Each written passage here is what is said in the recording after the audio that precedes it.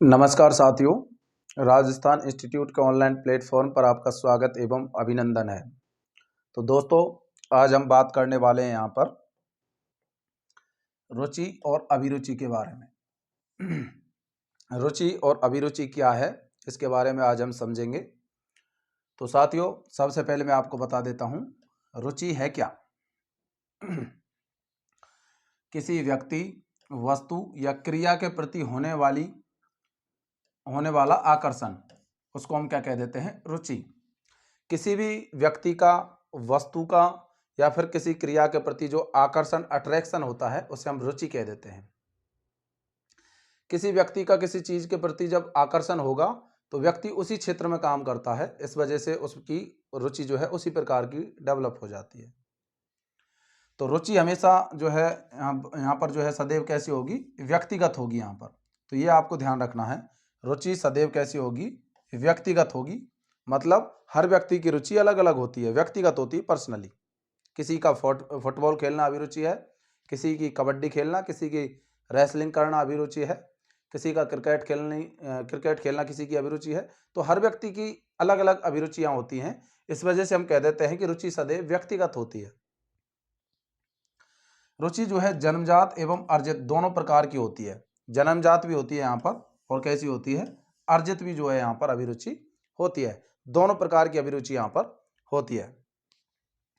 एक शिक्षक को चाहिए कि वह अपने बालकों को यहाँ पर जो है सकारात्मक रुचि की दिशा में जो है यहाँ पर सकारात्मक रुचि की दिशा में मार्गदर्शन देते हुए उस कार्य व्यवहार को उन्नत करें।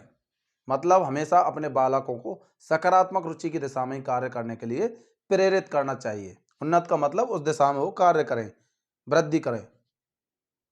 तो ये आपको समझ में आ गया होगा। अब हम यहां पर देखेंगे अभिरुचि, अभियोगिता और अभिक्षमता। इन तीनों का मतलब क्या है। तीनों एक ही शब्द होते हैं, अभिरुचि बोल दो, अभिक्षमता या फिर अभियोगिता।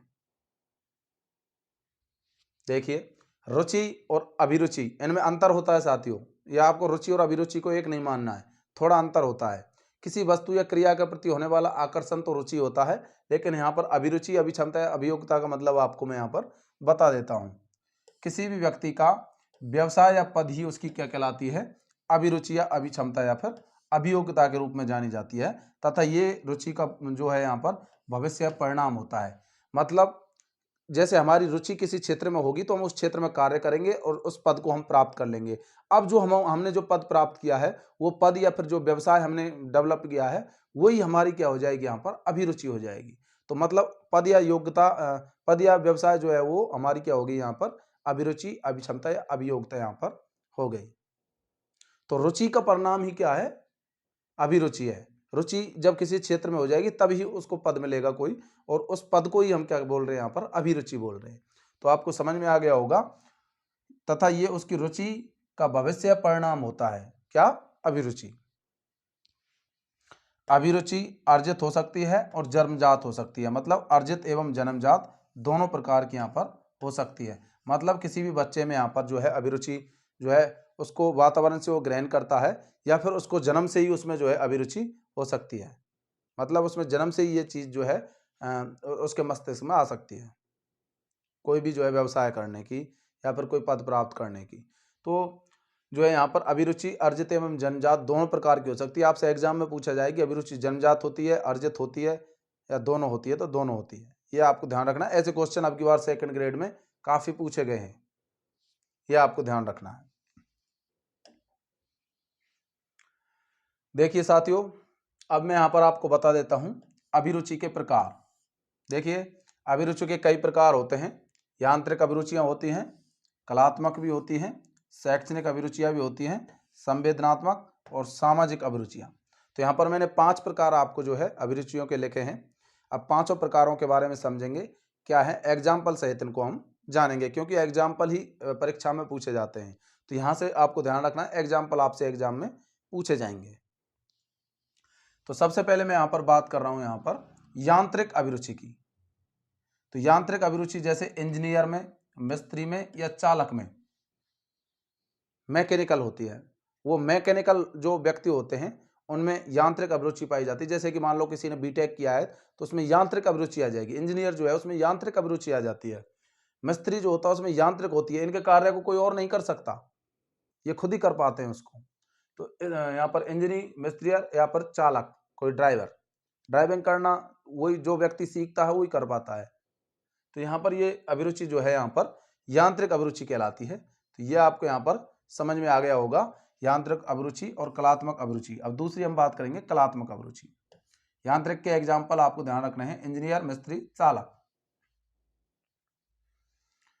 कलात्मक अभिरुचि जो है यहाँ पर जैसे कि चित्रकार, किसी कला में निपुण होगा व्यक्ति, इसमें किसी आर्ट अर्थात कोई कला में और निपुण होगा, जैसे कि चित्रकारी करने में निपुण हो, शिल्पकार हो, या फिर संगीत में निपुण हो, संगीतकार हो, या फिर मूर्ति बनाने में निपुण हो, मूर्तिकार हो। तो इस प्रकार की जो कलात्मक अभिरुचि होती है ये यहाँ पर कलाकार में ही पाई जाती है। जैसे कि कलाकार चित्रकार हो सकता है, शिल्पकार हो सकता है, यहाँ पर संगीतकार या मूर्तिकार यहाँ पर हो सकता है। तीसरी है यहाँ पर शैक्षणिक अभिरुचि। अब देखिए शैक्षणिक, जैसे कि बात करें हम जो शिक्षा के क्षेत्र से जुड़े होते हैं, जैसे कि शिक्षक हो गए, यहाँ पर पत्रकार हो गए, लेखक हो गए, तो इनमें शैक्षणिक अभिरुचि पाई जाती है क्योंकि ये शिक्षा के क्षेत्र से जुड़े रहते हैं। तो शैक्षणिक अभिरुचि शिक्षक, पत्रकार और लेखक में पाई जाती है। नेक्स्ट यहाँ पर है संवेदनात्मक अभिरुचि। अब देखिए संवेदनात्मक अभिरुचि क्या है, ये डॉक्टर में पाई जाती है जो कि संवेदनाओं से जुड़े होते हैं, जैसे कि डॉक्टर, सैनिक और पुलिस। इनमें हमेशा संवेदनात्मक अभिरुचि यहाँ पर पाई जाती है। डॉक्टर, सैनिक और पुलिस, इनमें संवेदनात्मक, संवेदना मतलब जैसे भय, क्रोध, गुस्सा आदि जिसमें पाए जाते हैं, जैसे कि डॉक्टर में, सैनिक में और पुलिस वालों में, इसमें संवेदनात्मक अभिरुचि जो है यहाँ पर पाई जाती है। नेक्स्ट प्रकार है यहाँ पर, नेक्स्ट टाइप है सामाजिक अभिरुचि। ये सामाजिक क्षेत्र से जो व्यक्ति जुड़े रहते हैं उनमें सामाजिक अभिरुचि पाई जाती है, जैसे कि समाज सेवी हो गए या फिर समाज सुधारक हो गए, जैसे कि राजनेता यहाँ पर हो गए। तो इनमें यहाँ पर क्या पाई जाती है, यहाँ पर सामाजिक अभिरुचि इनमें पाई जाती है। तो जो कि समाज सेवी हों या फिर समाज सुधारक हों, तो ये सामाजिक वातावरण से जो जुड़े रहते हैं, अपने समाज से जो जुड़े रहते हैं, उनमें सामाजिक अभिरुचि यहाँ पर, या फिर कोई नेता, राजनेता हो, राजनेता भी जनता से जुड़ा रहता है, तो सामाजिक क्षेत्र से जो जुड़े रहते हैं उनमें सामाजिक अभिरुचि यहाँ पर पाई जाती है। तो ये आपको यहाँ पर ध्यान रखना है। तो 5 प्रकार के मैंने आपको अभिरुचियाँ बताई हैं। यांत्रिक अभिरुचि जैसे इंजीनियर, मिस्त्री और चालक में पाई जाएगी, और अन्य में पाई जा सकती है जो कि यांत्रिक क्षेत्र से जुड़े हों। कलात्मक अभिरुचि जैसे कि चित्रकार, शिल्पकार, संगीतकार, इनमें पाई जाती है। मूर्तिकार में भी यहाँ पर कलात्मक अभिरुचि पाई जाती है। शैक्षणिक अभिरुचि शिक्षक, पत्रकार और लेखक यहाँ पर इनमें पाई जाती है, जबकि संवेदनात्मक जो अभिरुचि है डॉक्टर में, सैनिक और पुलिस वाले, इन सभी में संवेदनात्मक अभिरुचि पाई जाती है। सामाजिक अभिरुचि यहाँ पर समाज सेवी, समाज सुधारक और यहाँ पर राजनेता, इनमें यहाँ पर पाई जाती है। राजनेताओं में कौन सी अभिरुचि पाई जाती है, सामाजिक अभिरुचि। अब देखिए एग्जाम में क्वेश्चन कैसे बनता है, यहाँ से आपसे पूछ लिया जाएगा कि यहाँ पर राजनेता, मान लो आपको दे दिया कि राजनेता में किस प्रकार की अभिरुचि पाई जाती है। 4 ऑप्शन आपको मिलेंगे, कलात्मक अभिरुचि, शैक्षणिक अभिरुचि, संवेदनात्मक अभिरुचि, सामाजिक अभिरुचि। तो आपको वहाँ पर कौन से करना होगा, सामाजिक अभिरुचि, क्योंकि राजनेता सामाजिक क्षेत्र से जुड़ा होता है, तो उसमें कौन सी अभिरुचि पाई जाती है, सामाजिक अभिरुचि यहाँ पर पाई जाती है। तो इस टाइप के क्वेश्चन इसमें से पूछे जाते हैं। यहाँ पर पूछ सकता है आपसे कि चित्रकार में किस प्रकार की अभिरुचि पाई जाती है, तो चित्रकार में यहाँ पर कलात्मक अभिरुचि पाई जाती है। तो ये यहाँ पर आपकी अभिरुचियाँ कंप्लीट हो चुकी हैं। तो अभिरुचियों से रिलेटेड इसी प्रकार का क्वेश्चंस आपको देखने को यहाँ पर मिलेगा। अब यहाँ पर नेक्स्ट हम बात करेंगे आदत के बारे में, तो आप इसका स्क्रीनशॉट यहाँ पर ले सकते हो।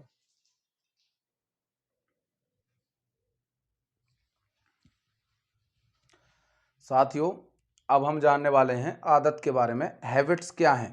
तो आप सभी जानते हैं कि बार बार हम किसी कार्य को करते हैं तो उसकी हमें जो है यहाँ पर आदत पड़ जाती है।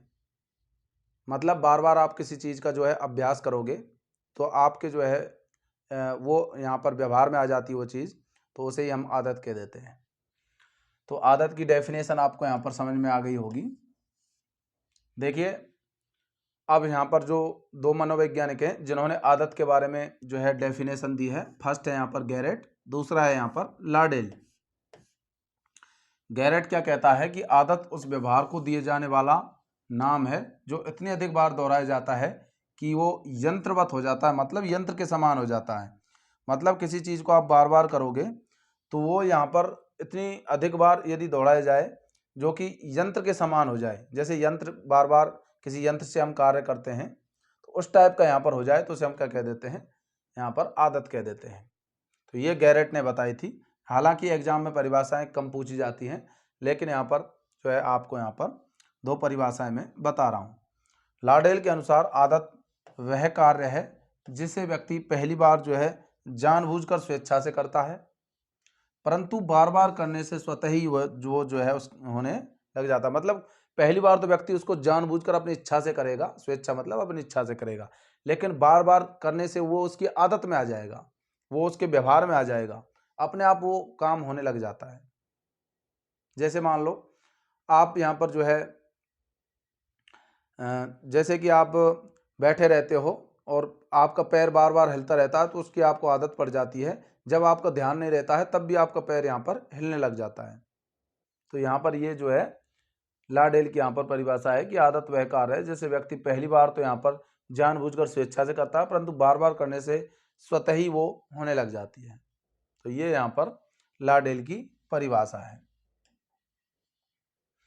अगली यहाँ पर हम देखते हैं कि सामान्यतः आदतें दो प्रकार की होती हैं, जैसे कि अच्छी आदतें हो गई और दूसरी बुरी आदतें। सामान्य रूप से तो दो प्रकार की आदतें हो जाती हैं, फर्स्ट अच्छी आदत या फिर होगी वो बुरी आदत। लेकिन वैलेंटाइन की मैं यहाँ पर बात करूँ तो वैलेंटाइन ने 7 प्रकार की आदतें बताई हैं।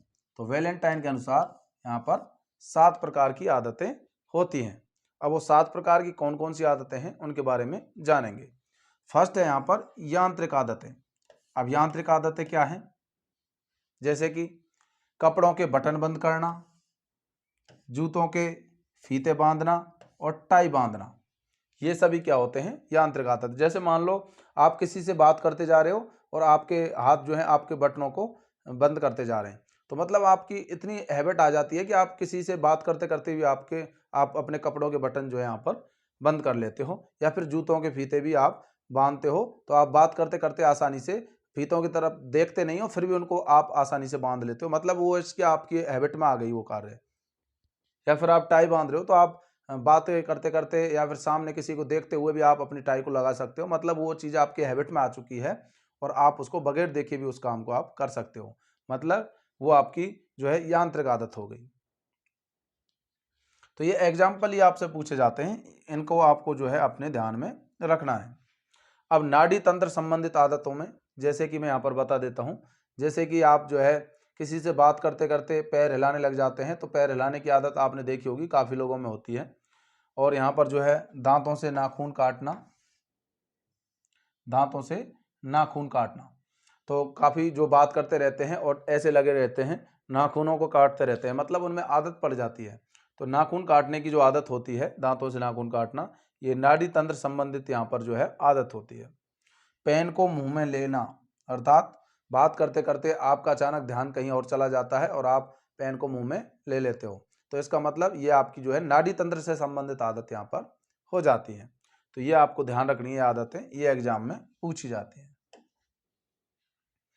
अगली है यहाँ पर शारीरिक अभिलाषा से संबंधित आदतें। आपके शरीर की कुछ इच्छाएं होती हैं जो कि आपको जो है करने को मजबूर करती हैं। आप जैसे कोई कार्य को बार बार कर रहे हो तो उसकी आपको आपके शरीर को उसकी आदत पड़ जाती है। जैसे आप धूम्रपान करते हो तो आपको लगातार लंबे टाइम यदि आप धूम्रपान करते हो तो आपको धूम्रपान की आदत पड़ जाती है और आपके शरीर को उसकी जो है इच्छा होती है। और यदि आप शराब पीते हो तो शराब पीना भी जो है एक प्रकार से शारीरिक आदत हो गई, या फिर चाय आप पीते हो तो चाय पीना भी जो है आपके शरीर को यहाँ पर आदत पड़ जाती है और उसकी अभिलाषा भी आपको होने लग जाती है। तो धूम्रपान करना, चाय पीना और शराब पीना, ये कैसी आदतें होगी? यहाँ पर शारीरिक अभिलाषा से संबंधित आदतें हो जाती हैं। नेक्स्ट है यहाँ पर भाषा संबंधित आदतें। अब देखिए भाषा, यहाँ पर आपको शब्द से पता चल रहा है भाषा संबंधित आदतें, मतलब आपकी भाषा में, लैंग्वेज में कोई यहाँ पर जो है आदत पड़ गई।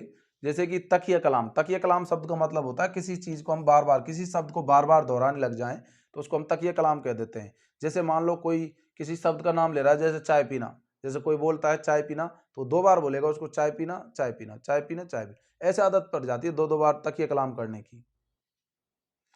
अशुद्ध भाषण बोलना। अशुद्ध भाषण मतलब कोई व्यक्ति भाषण दे रहा है तो वो गलत शब्दों का प्रयोग करता है, अशुद्ध भाषण देता है, शुद्ध रूप से नहीं है, उसके शब्दों में जो है गलतियां हैं। अपशब्द यदि कोई व्यक्ति बोल रहा है मतलब उसकी भाषा संबंधित यहाँ पर आदतें पड़ चुकी हैं। मान लो आपने देखे होंगे काफी व्यक्ति गालियां देकर बात करते हैं, इसका मतलब उसके व्यवहार में वो ढल चुकी हैं, वो उसकी भाषा संबंधित आदतें बन चुकी हैं।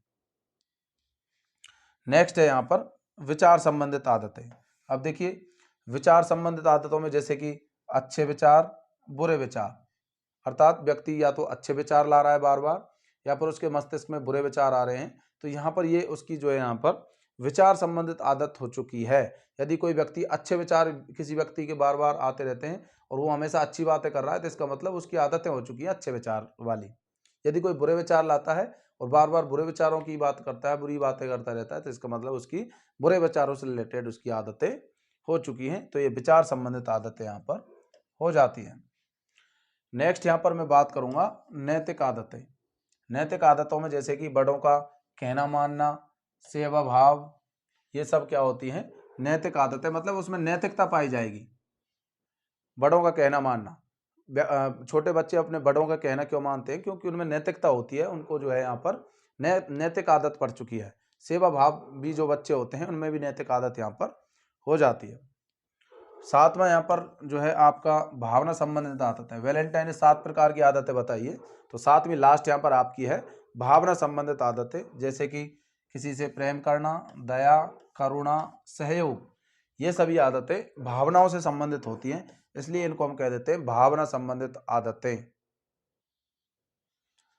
अब देखिए साथियों, आदत की उपादेयता। उपादेयता का मतलब होता है यूज, उपयोग, मतलब आदतों का क्या उपयोग है हमारे जीवन में। तो यहाँ पर देखेंगे हम, रायबर्न ने जो है सबसे पहले इसके बारे में बताया। तो रायबर्न के अनुसार क्या है कि सीखना जो है आदतों के निर्माण की एक प्रक्रिया है। मतलब हम जो अधिगम करते हैं वो आदतों के कारण ही हम संभव कर पाते हैं। मतलब किसी चीज़ की बार बार हम रिपीटेशन करते रहते हैं तभी हम अधिगम कर पाते हैं। मतलब सीखना आदतों के निर्माण की क्या एक प्रक्रिया है। अगला है यहाँ पर Duke of Wellington. Duke of Wellington के अनुसार क्या है, आदत जो है व्यक्ति का दूसरा स्वभाव होता है जो कि सामान्य स्वभाव से 10 गुना अधिक शक्तिशाली यहाँ पर हो जाता है। मतलब व्यक्ति का जो है दूसरा स्वभाव है आदत, जो कि उसका सामान्य जो नेचर होता है उससे भी 10 गुना अधिक शक्तिशाली हो जाती है आदत। मतलब किसी व्यक्ति को यदि आदत हो जाती है तो वो इतनी शक्तिशाली हो जाती है कि उस व्यक्ति को जो है उस आदत को छोड़ नहीं पाता है। मतलब आदत व्यक्ति का एक दूसरा स्वभाव है जो कि 10 गुना अधिक शक्तिशाली यहाँ पावरफुल हो जाता है। तो ये परिभाषा बताई ड्यूक ऑफ वेलिंगटन ने। तो ये आपके जो है यहाँ पर आदत की उपादेयता कहलाती है और उसके कुछ उपयोग यहाँ पर मैंने आपको बताए हैं। आदतें जो है हमारे व्यक्तित्व का निर्माण करती हैं। यदि अच्छी आदतें हैं तो हमारा व्यक्तित्व भी कैसा होगा, अच्छा होगा। तो आदतों पर डिपेंड करता है, यदि व्यक्ति में अच्छी आदतें पड़ती हैं तो उसका पर्सनैलिटी जो है, उसका व्यक्तित्व जो है वो भी अच्छा होगा। यदि उसको बुरी आदतें पड़ती हैं तो उसका व्यक्तित्व भी जो है यहाँ पर खराब होगा। तो ये आपको यहाँ पर आज समझ में आ गया होगा। तो यहाँ पर आदतें भी आपकी कंप्लीट हो चुकी हैं। तो साथियों, यदि आपने अभी तक लैब असिस्टेंट 2023 का यदि कोर्स परचेज नहीं किया है तो कोर्स परचेज कर लें। Rajasthan institute app play store से आप डाउनलोड करें। स्टोर वाले ऑप्शन पर लैब असिस्टेंट फुल कोर्स 2023 आपको दिया गया है और यहाँ पर आप उसको परचेज कर सकते हो। और आपकी जो वैकेंसी है जून के आसपास आपको यहाँ पर देखने को मिल सकती है, इसलिए आप जो है आसानी से जो है हमारा कोर्स परचेज करें। और कोर्स परचेज करने के बाद लगातार तैयारी करें, क्योंकि आपको साइकोलॉजी, राजस्थान जी के, इंडिया जी के, साइंस सभी के लिए जो है आपको अच्छा मैटर दिया जाएगा और यहाँ पर प्रिंटेड नोट्स भी देने का यहाँ पर पूरा जो है आपको प्रयास रहेगा। तो जय हिंद, जय भारत।